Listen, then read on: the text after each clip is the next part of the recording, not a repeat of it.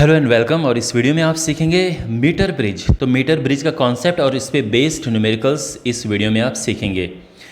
Concept बहुत छोटा है, you will understand in 2 minutes, but जो इसके न्यूमेरिकल्स है वो एग्जामिनेशन पॉइंट ऑफ व्यू से बहुत इंपॉर्टेंट है, 3 मार्क्स में पूछे जाते हैं फ्रिक्वेंटली।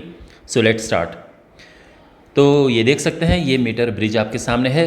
इसको मीटर ब्रिज क्यों बोलते हैं? बिकॉज इसमें 1 मीटर लॉन्ग वायर हम यूज़ करते हैं। तो ये जो वायर है इसकी लेंथ 1 मीटर है। तो ये जो मीटर ब्रिज है ये वर्क करता है on the principle of Wheatstone bridge. तो जब ये बैलेंस्ड होता है मीटर ब्रिज, तो गैल्वेनोमीटर में कोई डिफ्लेक्शन नहीं होता है, there is no current through galvanometer, और हम कहते हैं कि ये बैलेंस्ड है। अब देखो, इसका कंपैरिजन करते हैं व्हीटस्टोन ब्रिज से, और मैं आपको बताता हूँ कि कैसे ये उस कॉन्सेप्ट पे बेस्ड है। तो ये व्हीटस्टोन ब्रिज है। अब देखो, यहाँ पे ए एंड बी, ये ए है और ये बी है, इसके बीच में ये एक रेजिस्टेंस है। यहाँ भी आप देख सकते हैं ये ए है और ये बी है, इसके बीच में ये रेजिस्टेंस है। ओके, तो जो काम यहाँ पे ये आर कर रहा है वहाँ पे ये कर रहा है। तो बेसिकली रेजिस्टेंस हमारे पास ए और बी के बीच में है।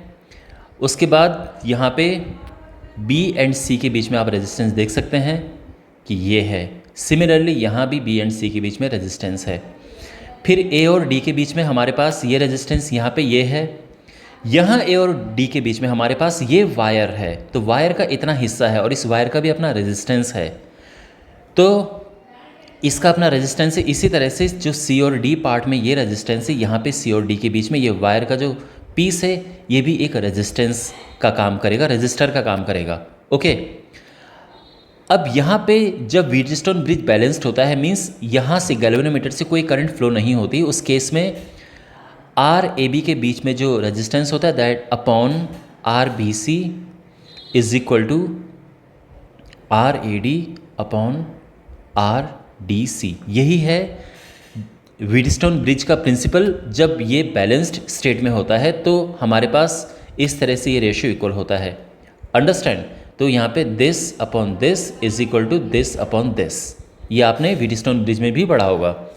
अब इसी को यहाँ पे अप्लाई करते हैं। देखो, अब जो ए और बी के बीच की अगर मैं बात करता हूँ, let me erase all this.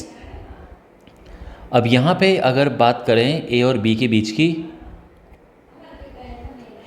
तो उसका रेजिस्टेंस यहाँ पे आर है, तो हम लेते हैं ये आर, ठीक है, अपॉन बी और सी के बीच में रेजिस्टेंस है दैट इज़ एस, तो हमने एस ले लिया। अब इसके बाद यहाँ पे देखो, जो ए और डी के बीच में रेजिस्टेंस है उस पे ध्यान दो आप, उसको क्या लिखना है हमें। तो ये हम लिखेंगे R C M into L 1। अब ऐसा हमने क्यों लिखा? तो यहाँ पे जो आर सी एम है that is resistance per unit centimetre,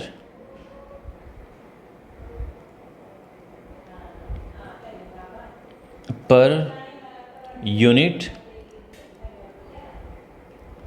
centimetre. तो रेजिस्टेंस पर यूनिट सेंटीमीटर है ये। और ऑब्वियस सी बात है कि जब हम इसमें लेंथ का मल्टीप्लाई करेंगे तो ये टोटल रेजिस्टेंस हमें देगा। इसी तरह से जो डीसी वाला पार्ट है उसमें भी रेजिस्टेंस पर यूनिट सेंटीमीटर है, और यहाँ पे जो डिस्टेंस है दैट इज़ 100 माइनस L1।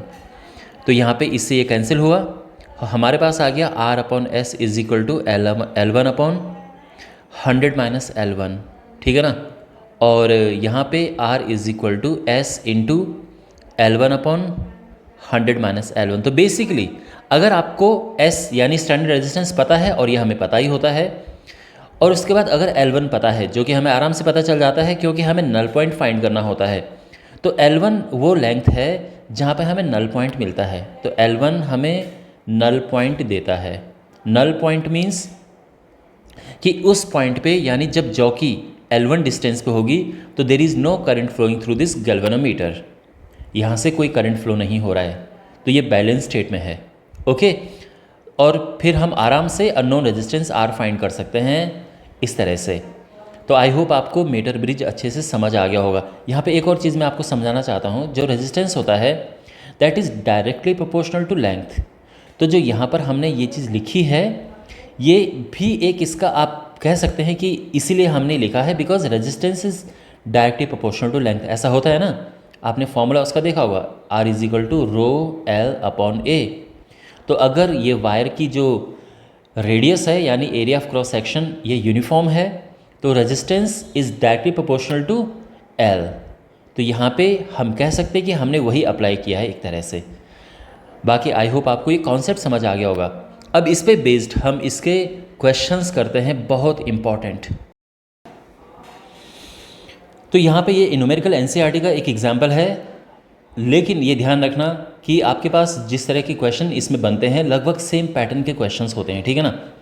तो यहाँ पर ये जो क्वेश्चन है इसमें ये फिगर, इस फिगर पे बेस्ड ये क्वेश्चन है।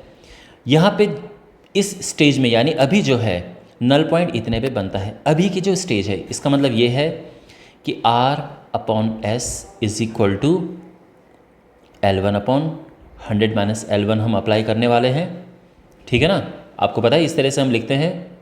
तो यहाँ पे R अपॉन S ये हो जाएगा बिकॉज नल पॉइंट हमें मिल रहा है 33.7 पे, तो हम यही करेंगे 100 माइनस 33.7 और ये हो जाएगा 33.7 अपॉन माइनस करके आएगा 66.3। अंडरस्टैंड, इसको इक्वेशन नंबर 1 हम अज्यूम कर लेते हैं। अब जो अगला हमने इसमें एक जो दूसरी कंडीशन है वो क्या है कि 12 ओम का रेजिस्टेंस S से कनेक्ट किया जाता है पैरेलल में। तो S के साथ एक रेजिस्टेंस हम 12 ओम का इसमें कनेक्ट कर रहे हैं, दिस इज़ 12 ओम। तो ऑब्वियस सी बात है कि इसका S का जो रेजिस्टेंस है वो कम हो जाएगा, क्योंकि पैरेलल में जब रेजिस्टेंस हम कनेक्ट करते हैं तो रेजिस्टेंस डिक्रीज़ हो जाता है। तो अब जो नल पॉइंट है इसका डेफिनेटली शिफ्ट होगा और वो अब शिफ्ट होके इस पे हो गया है। तो हमें R और S की वैल्यू फाइंड करनी है। तो देखो अब सेकंड केस में अगर हम रेजिस्टेंस देखें,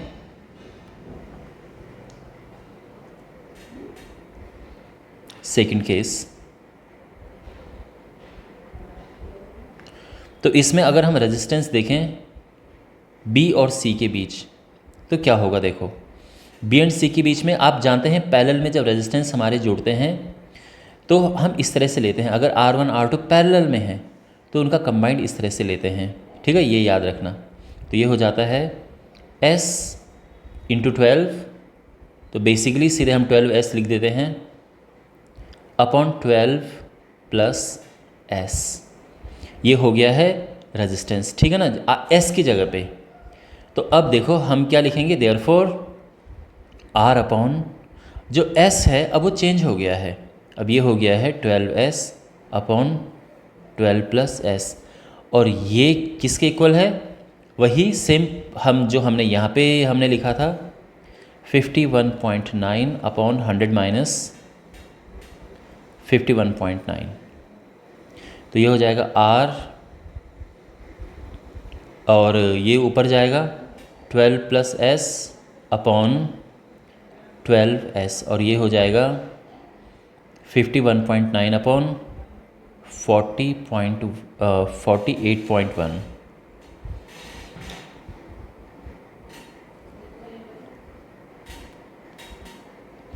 ये समझ आ गया। अच्छा, अब हम एक काम करेंगे, यहाँ पे जो R अपॉन S है, R अपॉन S, अब देखो इसमें जो नंबर्स दिए हैं थोड़ा डिफ़िकल्ट से दिए हैं। यूजुअली एग्ज़ाम में ऐसे नंबर नहीं आते हैं। एग्ज़ाम में आपके पास सिंपल जैसे 20 अपॉन 80 आता है, तो हम आराम से इसको सिंप्लीफाई करके 1 अपॉन 4 लिख सकते हैं। यहाँ पे जो नंबर्स दिए हैं ये वैल्यूज़ थोड़ा डिफ़िकल्ट सी हैं, तो इसलिए इनमें टाइम लग रहा है, अदरवाइज़ ऐसा यूजुअली नहीं मिलता है। तो जो R अपॉन S है वो हम इक्वेशन नंबर 1 से लिख देंगे। तो देखो क्या बन जाता है 33.7 upon 66.3 into 12 plus S upon 12, और ये किसके इक्वल है 51.9 अपॉन 48.1। ओके, और अब जो है 12 प्लस S ये आ जाएगा, देखो 51.9 अपॉन 48.1 इंटू 66.3 अपॉन 33.7 इंटू 12, ठीक है। और अब होगी कैलकुलेशन मैराथन, तो इवेंचुअली फाइनली ये सारा कैलकुलेट करके और जो हमारा फाइनल आंसर आएगा वो है यहाँ पे इसको कैलकुलेट करके 25.5 और एस आ जाएगा 25.5 माइनस 12 13.5, ये एस आ गया है। और एस की वैल्यू को हम रखेंगे इस इक्वेशन में, इक्वेशन नंबर 1 जो हमारी है। तो देखो आर अपॉन एस जो है दैट इज़ व्हाट 33.7 अपॉन 66.3, तो आर आ जाएगा एस इंटू 33.7 अपॉन 66.3 और एस हमारा 13.5 है, 33.7 अपॉन 66.3 और कैलकुलेट करके ये आ जाएगा 6.86 ओम। ओके, और ये हमारा आर आ गया। तो आई होप आपको ये समझ आया होगा। बेसिकली देखो इसमें कैलकुलेशन थोड़ा ज़्यादा थी इसलिए आपको टफ लगा होगा, अदरवाइज़ पहले हम ये लेते हैं उसके बाद दूसरी कंडीशन हम अप्लाई करते हैं, इस तरह से 2 इक्वेशन बन जाते हैं और आराम से वैल्यूज़ आ जाती हैं, ठीक है ना। अब इसमें हम एक फाइनल क्वेश्चन करते हैं। इस क्वेश्चन में हमारे पास मीटर ब्रिज है और बैलेंस पॉइंट है 39.5 पे फ्रॉम एंड ए। जब रजिस्टर जो है y इतना है तो क्वेश्चन ये है कि x फाइंड करो। पहले तो हमें ये फाइंड करना है। तो देखो यहाँ पे obviously x upon Y is equal to L1 upon 100 minus L1 हम वो अप्लाई करेंगे। x हमें फाइंड करना है और y है 12.5,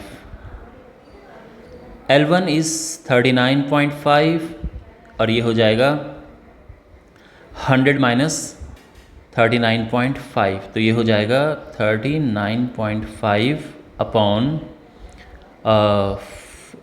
यहाँ पे माइनस होके ये आना चाहिए 60.5। फाइन, ओके ये ठीक है। और अब हमें x फाइंड करना है तो x हो जाएगा 39.5 अपॉन 60.5 मल्टीप्लाइड बाई 12.5। अब इसे हमने सिंप्लीफाई करना है और सिंप्लीफाई करने के बाद ये आ जाएगा कैलकुलेट करके। देखो एग्ज़ाम में when you have less time तो हमें क्या करना चाहिए कि जो ऊपर वाला है ये अप्रॉक्सीमेटली आ जाएगा 40 और ये नीचे वाला अप्रॉक्सीमेटली आ जाएगा 60 और ये है 12.5। I know but come time में कैलकुलेट करने का ये बेस्ट तरीका है। और यहाँ पे ये हो गया 2, ये हो गया 3, मल्टीप्लाई करके आ जाएगा 25 अपॉन 3 और ये आएगा 8.16 के आसपास 166, तो 8.2 हम इसको ले सकते हैं और आप कैलकुलेटर से करेंगे तो भी लगभग 8.2 के आसपास ही आएगा। ओके, तो एक तरीका है शॉर्ट में कैलकुलेशन करने का कि अप्रॉक्सीमेट ले लो इन्हें। एनीवे ये हमारा आंसर है। अब इसमें पूछा गया है कि why are connection between resistors in a Wheatstone और metre bridge made of thick copper strips. देखो आपको पता है जो रेजिस्टेंस होता है that is inversely proportional to area. तो अगर एरिया ज़्यादा होगा, एरिया ऑफ क्रॉस सेक्शन, तो रेजिस्टेंस कम होगा। तो फिर आप प्रॉपर्ली इस तरह से आप लिख सकते हैं the connection between resistors in a Wheatstone bridge और metre bridge is made of thick copper strips to minimise the resistance which is not taken into consideration in the bridge formula. तो देखो हमने इनको तो ब्रिज फॉर्मूला में नहीं लिया ना, ये जो कनेक्शंस हैं, तो वो इसीलिए नहीं लिया बिकॉज उनका रेजिस्टेंस रिलेटिवली बहुत ज़्यादा कम है। और how it was possible, how we made it possible, क्योंकि हमने ये थिक कॉपर, इनका एरिया हमने बढ़ा दिया है, तो थिक कॉपर स्ट्रिप्स हमने यहाँ पे ली, इससे रेजिस्टेंस रिड्यूस हो गया है। अंडरस्टैंड। अब इसका बी पार्ट देखो, तो बी पार्ट में हमारे पास जो है determine the balance point if X and Y are interchanged. तो बैलेंस पॉइंट बताओ अगर एक्स और वाई इंटरचेंज हमने कर दिए, यानी x की जगह पे y लगा दिया, y की जगह पे x लगा दिया, तो सिंपल सी बात यह है कि यहाँ का सीन भी पलट जाता है। तो अब हम कहेंगे कि now balance point is 100 minus, पहले कितना था, ये था ना, अब 100 माइनस 39.5 यानी 60.5 सेंटीमीटर फ्रॉम ए। तो पहले ए से जो इतना था हमने इंटरचेंज किया, तो अब 100 में से माइनस करके ये हो गया है, ठीक है ना। यानी ये जो डिस्टेंस है पलट जाती हैं। तो फर्स्ट केस में क्या था कि जो ये डिस्टेंस थी ये थी 39.5 और ये थी 60.5। अब इंटरचेंज होने के बाद ये 60.5 हो गई और ये 39.5। अंडरस्टैंड। और फाइनली हमारे पास तीसरा जो इसका पार्ट है, what happens if the galvanometer and cell are interchanged. तो उससे क्या होता है, would galvanometer show any current? Of course it won't show any current. Why? क्योंकि जब हम इसको इंटरचेंज करते हैं तो भी वो बैलेंस्ड रहता है। Even if we interchange it, देखो यहाँ पे हमारे पास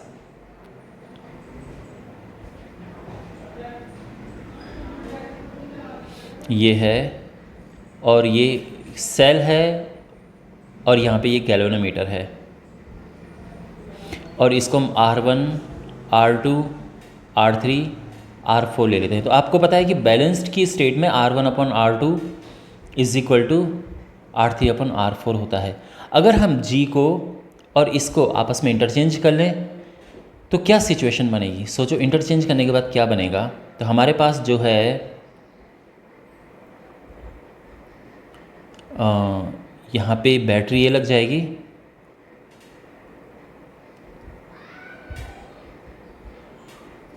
और गैल्वेनोमीटर ये आ जाएगा इस तरफ, ठीक है ना।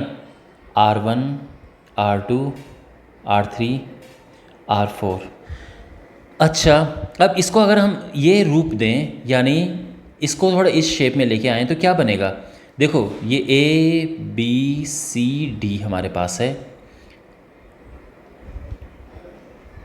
तो we have to make sure कि जो गैल्वेनोमीटर हो A और C के बीच में हो। तो बेसिकली अब ये सिचुएशन ये बन गई है, ये गैल्वेनोमीटर है, ये 4 रेजिस्टेंसेस हैं और यहाँ पे ये बैटरी है। तो अब जो है, जो गैल्वेनोमीटर है वो A और इस केस में, नए केस में A और C के बीच में लगा हुआ है।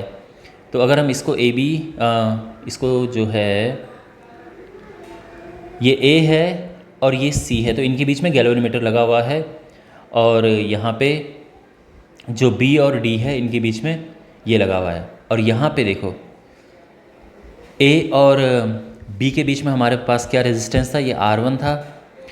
अच्छा, B और C के बीच में ये R2, और C और D के बीच में हमारे पास R4, और A और D के बीच में हमारा R3 था, है ना, इस ओरिजिनल में। तो अब अगर हम बैलेंस स्टेट देखें तो हमारे पास आता है R1/R3 is equal to R2/R4। और आप नोटिस करेंगे कि ये चीज़ भी वही है। अगर हम R3 को नीचे लेके आएंगे तो हमें क्या मिलेगा? R1/R3, और R2 को ऊपर लेके जाएंगे तो यही मिलेगा। तो बेसिकली ये सेम इक्विवेलेंट चीज़ें हैं। इसका मतलब ये है कि कुछ फ़र्क नहीं पड़ेगा जब हम इसके गैल्वेनोमीटर और बैटरी को आपस में इंटरचेंज कर दें। आई होप ये पॉइंट आपको समझ आया होगा। Thanks for watching, see you in the next video, take care.